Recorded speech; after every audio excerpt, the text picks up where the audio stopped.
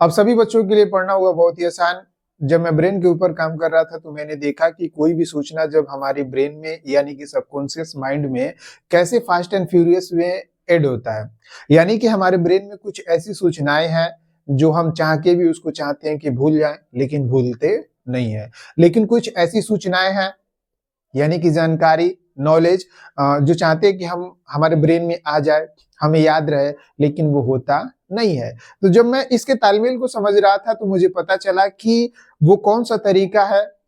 जिससे हमारे अंदर सूचनाएँ बड़े लंबे समय तक रहता है और वो कौन-सा तरीका है जिसे हम तुरंत भूल जाते हैं। इन सारी बातों को ध्यान में रखते हुए मैंने कहा और खुद से कहा और मैंने उस पे काम किया कि अब मैं बच्चों को पढ़ाऊँगा ताकि उनके ब्रेन में बहुत ही कम समय में ऐसे में ऐड करा पाऊँ ताकि उनके ब्रेन में लंबे समय तक रहे और वो अपने एग्जाम को बेहतर ढंग से लिख पाएं। जैसे कि आप लोग मेरे पीछे देख पा रही हैं, क्लास 10 का ये चित्र दिख रहा है, लेंचो का है, ए लेटर टू गॉड, प्रूच का पहला लेसन है।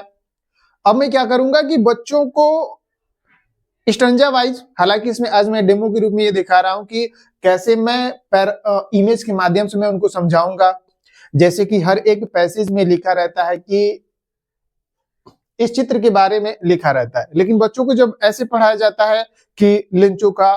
एक पूरे घाटी में अकेले घर है, निचली पहाड़ी की चोटी पर स्थित है। जब मैं ऐसे बच्चों को बोलकर पढ़ाता हूं तो बच्चे उतने अच्छे से समझ नहीं पाते हैं, लेकिन इसी के दौरान यदि मैं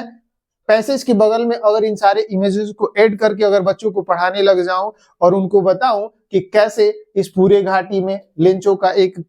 घर है, अगल बगल उसने अपनी खेती कर रखी है, एक नदी गुजर रहा है, वर्षा हो रही है, तो जब बच्चे कहानी में जो लिखे थीम को भी समझेंगे और साथ ही साथ चित्र को भी देखेंगे तो उनके ब्रेन में बहुत ही सबकॉन्शियस माइंड में डायरेक्ट कोई भी सूचना ऐड हो जाता